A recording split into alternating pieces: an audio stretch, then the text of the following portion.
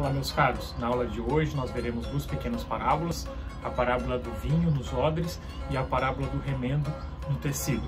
E também uma pequena ilustração que está junto nesse contexto todo aqui. Nos acompanhe até o final da aula, como sempre nós teremos bons ensinamentos para todos nós.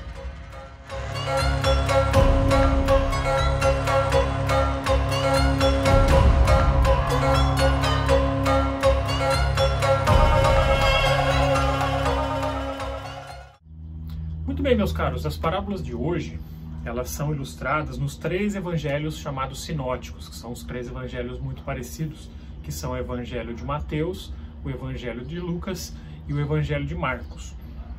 Escolhi especificamente, como eu tenho feito na maioria das parábolas, aquilo que foi descrito conforme Lucas, conforme o discípulo Lucas. E eu vou ler primeiro o texto, depois nós faremos algumas reflexões. O texto que eu estarei lendo está baseado no capítulo 5 do Evangelho de Lucas. O trechinho em si é do 33 ao 39, só que eu vou ler um pouquinho antes, porque todo o conceito do chamado de Levi, ou de Mateus, ele é importante para entender todo esse trecho aqui. Então, na verdade, eu vou ler a partir do versículo 29. Isso acontece logo após o chamado de Levi, que era um publicano. Nós já vimos em algumas parábolas anteriores que os publicanos não eram pessoas muito bem vistas dentro da sociedade judaica. Então, o chamado de Levi, ele, de certa forma, ele chacoalhou um pouco essa tensão já existente entre Jesus e os religiosos da época. Então, após ter sido chamado, Levi ofereceu um grande banquete na sua casa. E óbvio, quando você faz uma festa na sua casa, você vai chamar todo tipo de pessoa que você conhece, independente das condições ou não, independente dos costumes religiosos ou não. E naquele banquete haviam pessoas assim, como eu havia comentado acerca dos publicanos, eram muitos corruptos. Estavam todos ali nesse banquete oferecido e que Jesus estava no meio. Então observe a partir do versículo 29 do capítulo 5 o seguinte. Então Levi ofereceu um grande banquete a Jesus em sua casa. Havia muita gente comendo com eles, publicanos e outras pessoas. Mas os fariseus e aqueles mestres da lei que eram da mesma facção queixaram-se aos discípulos de Jesus. Por que vocês comem e bebem com os publicanos e pecadores? Jesus lhes respondeu: não são os que têm saúde que precisam de médico, mas sim os doentes. Eu não vim chamar justos, mas pecadores ao arrependimento. Esse primeiro trecho, que na verdade é quase que uma introdução às parábolas, elas nos mostra um costume muito estranho, que até as igrejas de hoje têm também, que é essa ideia de você não se misturar com pessoas que não fazem parte do contexto da igreja. Essa ideia meio monástica, essa ideia meio de separação, ela foi muito mal interpretada pela igreja durante muitos séculos. Onde a ideia, que muitos textos dizem para você não se contaminar com as coisas do mundo, não é para que você simplesmente ignore as pessoas que não fazem parte do seu mesmo convívio, as pessoas que têm um pensamento diferente do seu, mas nos mostra algo interessante, que nós, como cristãos, ou como aqueles que seguem os mandamentos de Cristo, devemos estar juntos na sociedade, influenciando-a positivamente. Então não é me abstendo de estar junto com pessoas aos quais eu não concordo, que eu quero ser um povo separado por Deus, um povo santo. Não é esse o contexto. Nós somos sim povo escolhido, não pelo nosso merecimento, mas porque Cristo se fez sacrifício por nós, mas nós devemos sim estar no meio do povo, influenciando positivamente o povo. Claro, não participando de todos os seus costumes, principalmente aqueles que são considerados errados ou costumes obscenos, mas nós devemos sim estar influenciando positivamente o povo. Então o que Jesus estava fazendo simplesmente era seu papel de mestre, seu papel de discipulador. Ele estava ali no meio porque era aquelas pessoas que precisavam. O próprio Jesus disse aqui, olha, não são os que têm saúde que precisam de médico, mas sim os doentes. Eu não vim chamar justos, mas pecadores ao arrependimento. Claro que é uma grande ironia de Jesus aqui também, porque na verdade nós entendemos que não há um justo sequer nesse mundo. Porque os fariseus, ou aqueles mestres da lei, se consideravam o suprassumo da sociedade, os mestres no sentido ético da palavra, que todo mundo tinha que se igualar, todo mundo tinha que ter o mesmo comportamento. Então Jesus está sendo bastante irônico quando ele diz, olha, eu não vim para vocês que não estão precisando, entre aspas, eu vim para esses doentes, para essas pessoas que realmente precisam. E com base nisso, que aí entram as nossas parábolas, porque Jesus ele é interrogado acerca do jejum. Os fariseus começaram a colocar um grupo contra o outro, eles começaram a colocar o grupo de Jesus contra o grupo de João Batista. Olha só que interrogação interessante eles fizeram. E eles, né, no caso, aqueles fariseus que estavam fazendo essas perguntas, e eles lhe disseram, aqui no versículo 33, os discípulos de João jejuam e oram frequentemente, bem como os discípulos dos fariseus, mas os teus vivem comendo e bebendo. Olha só a crítica, como quem diz assim, olha só, os teus discípulos não estão seguindo todo o ritual da lei mosaica, não estão seguindo todos esses pontos. E Jesus, de maneira muito sábia, ele responde com a primeira ilustração. Olha só aqui no versículo 34.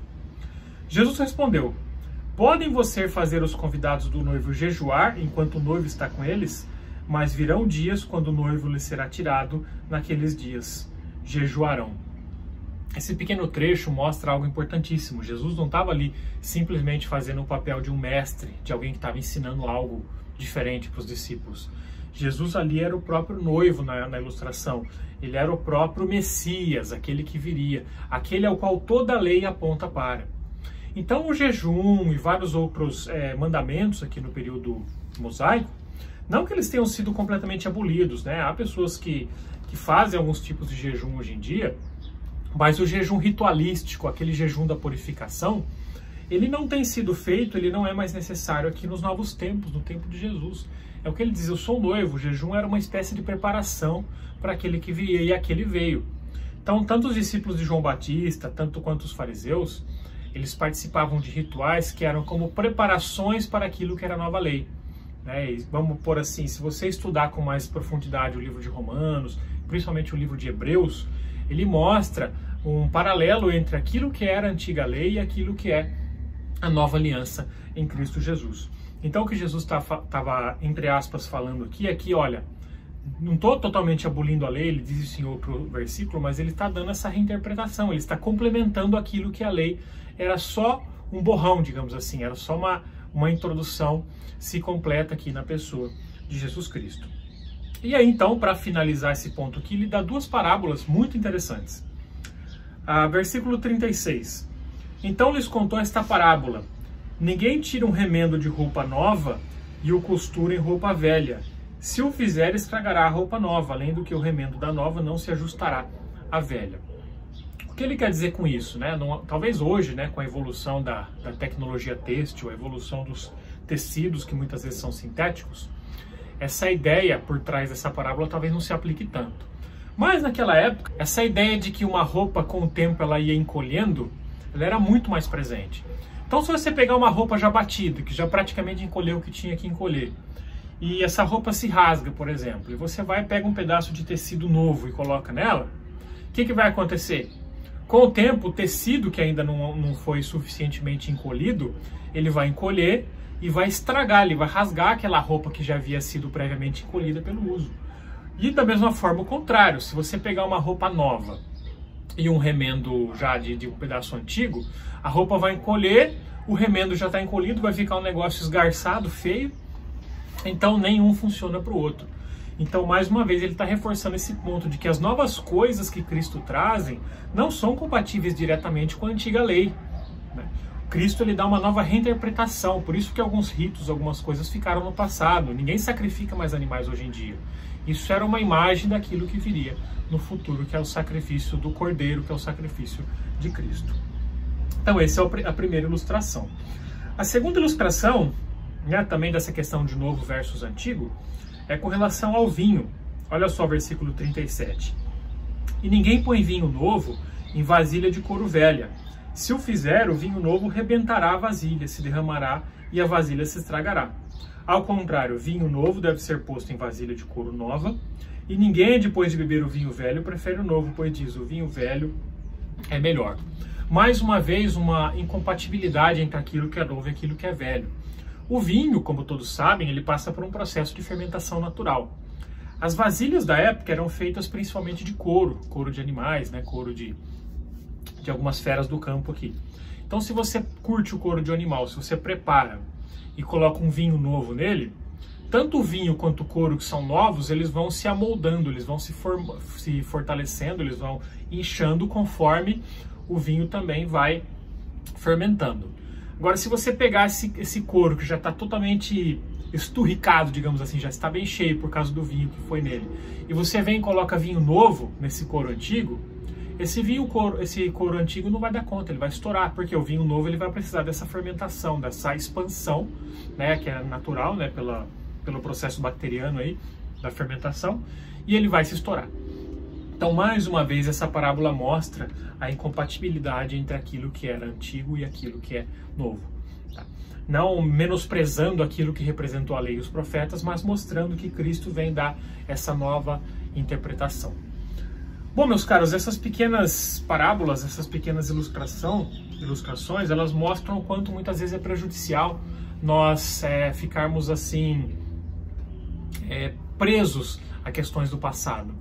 Eu queria encerrar essa ilustração, porque muitas vezes nós não temos esse costume de nos questionar o porquê das coisas, isso é muito importante.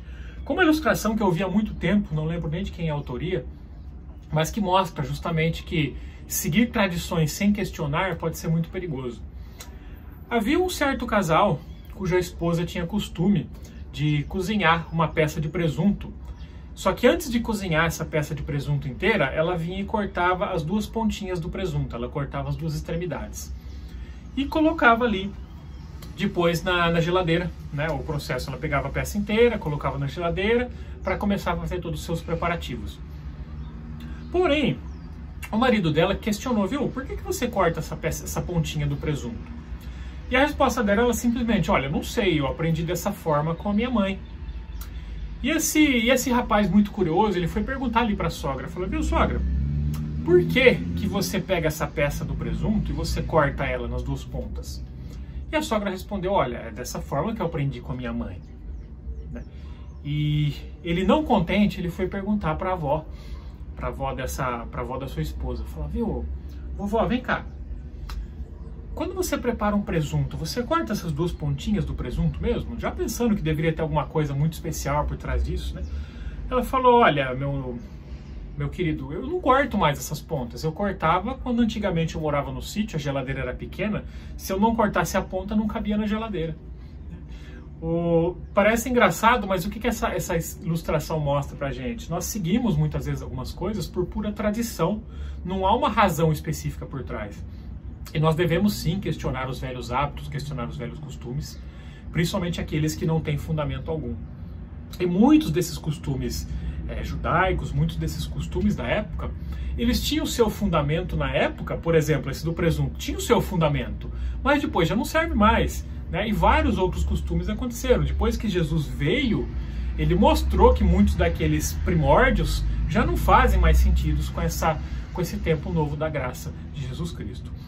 Fica para nós a reflexão, que serve para muitas áreas das nossas vidas, né? Será que aquilo que nós seguimos por costume, ele realmente faz sentido ainda hoje? Ou já não tem mais sentido algum? Que Deus abençoe ricamente. Eu gostaria de orar para encerrar essa aula. E depois nós estamos liberados. Amado e bondoso Deus, pedimos, Pai, que o Senhor abençoe ricamente a cada um que se dispôs a estar aqui, ouvindo essa aula, Pai, compreendendo um pouco da Tua Palavra. Pedimos, Pai, que o Senhor abençoe ricamente cada um que se dispôs a estar aqui, a perder um tempinho aqui nesse vídeo, independente do dia e da hora que seja, Pai, que o Senhor esteja abençoando ricamente cada um dos espectadores desse vídeo, Pai. Obrigado por tudo, abençoa o nosso país que carece muito do Seu amor, que tem vivido momentos complicados, momentos extremos, tanto políticos quanto por questões de pandemia, Pai, mas que o Senhor abençoe ricamente a nossa nação. Em nome de Jesus nós oramos agradecidos. Amém. Obrigado pela sua presença, que Deus o abençoe ricamente. Se você gostou, deixe o seu joinha aqui nesse vídeo, compartilhe para que mais e mais pessoas sejam alcançadas. Deus o abençoe ricamente.